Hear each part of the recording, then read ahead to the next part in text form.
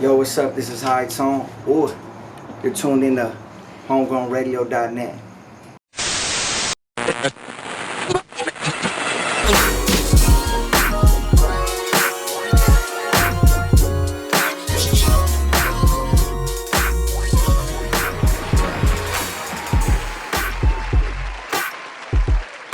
In the building with us right now, man. We got the pleasure of getting to know this dude a couple of days. Was it shit? I want to say yesterday, man. But in the house with us right now, West Covina's own, man. High Tone. What's going on, brother? Man, how you doing, guys? In how the you building. Doing, Hey, don't try to be. Don't Do it. I got the deep voice. don't do that. Stay in your lane.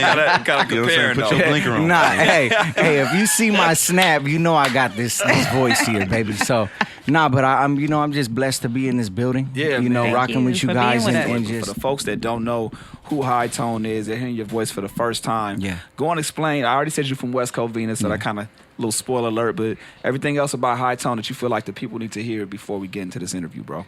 High Tone is motivation. High Tone's inspiration. He's hope.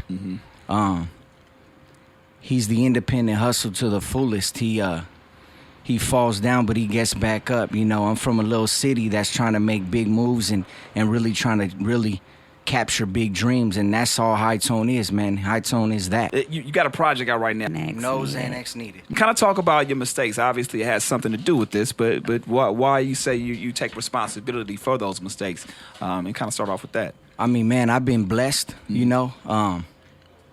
We take a lot of things for granted being, you know, where we grew up and the country we live in, bro. And it's like we always have something to complain about, bro. Yeah. And we never really fully accept all the blessings we really do have, all the good things in life, Right, bro. right. And we're just first to just come out here and just always want to just complain, dog. And like, to be honest, it's like I had a lot of things before this fall that I had.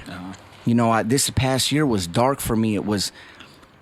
I don't have a lot of enemies or even one enemy out there, bro, but I wouldn't wish my worst enemy what I had to go through this past year. I wouldn't wish it on nobody, bro. It was a dark place. It was a place I couldn't even see my own self in the mirror, bro. That's how dark it was. And to come out of this, I'm proud of myself, bro. And to be honest, there's a lot of pain out here. There's a lot of struggle. Yeah. A lot of people hide that through social media and the front of everything. You know what I'm saying? Yeah. Everything looks perfect online. Yeah. From poor people to mediocre people to people in the, you know, higher places, bro. Yeah. But there's pain everywhere, dog. But everyone wants to hide it.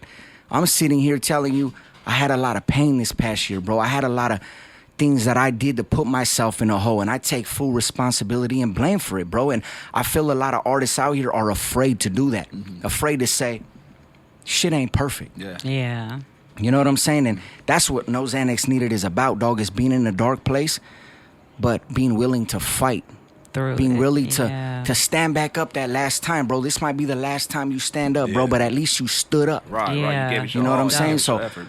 that's what No Xanax Needed is about, bro. A man that had blessings and did some things to really reverse them blessings, but then did some other things to really get them blessings back. I really like how you titled every song on your project. Like it all had some type of emotion or some type of act of doing something. Yeah. And one of the tracks that stuck out to me was Fear, like I told you earlier. Oh, I had that Les Brown on there too, huh? Yes, Yeah. because I'm a big fan of Les Brown.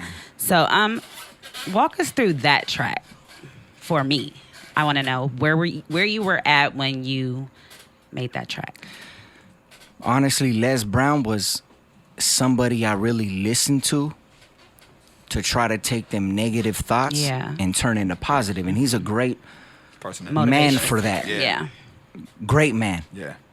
And I started really having to find these things that were like, I've always been the motivator and the inspiration to my people.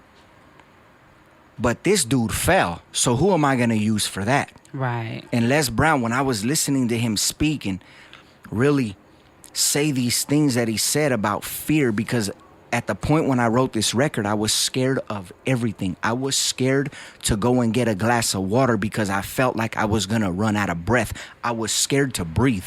Damn. I was scared to Once again, come out the house, drive my car. Things that I knew my whole entire life I was scared to do. How long did it take to create this whole process, bro? I think that the fear record was 2 or 3 weeks. I kept, because I wrote a little bit there and I wrote a little bit back, and I'm like, I get back to my safe haven. I'm like, I'm not going to write no more. Like, that was just what I had to do to get to A and get to B. Yeah. I wasn't thinking again about, I'm going to do no Xanax Needed. Right. This is the lick right now. Those baby steps. No, it was none of that. It was like, it just came and went, and it was like, then I was like, I had like this weird like panic and anxiety attack, and then my girl drew me a bath, and then I'm sitting in the bath, and like, I don't think I took a bath for 20 years.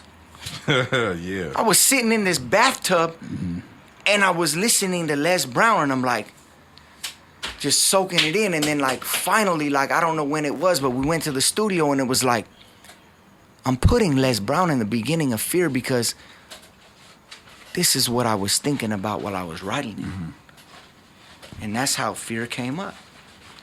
You know, that's how it all happened.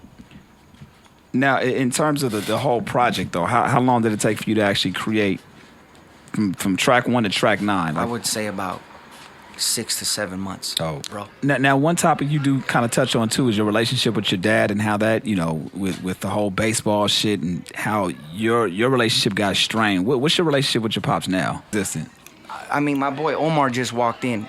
Honest to God, we were recording music at TFC. Me and him were like, bro, we're gonna go get some pizza. We walked into this pizza place, and the minute I walked in, I saw my dad at the bar, and I was like, Get the fuck. Damn. I told my boy Omar, I'm like, I whispered in his ear, he's never met my dad, bro. So I'm like, bro, my dad is sitting at the bar drinking a beer. And he goes, Tone, like, let's go, bro. Yeah, Let's go. Let's get up out of here. And I go, no, bro. I go, we're gonna order my pizza. I'm not gonna let nobody that ever left me make me leave a place that I wanna be at.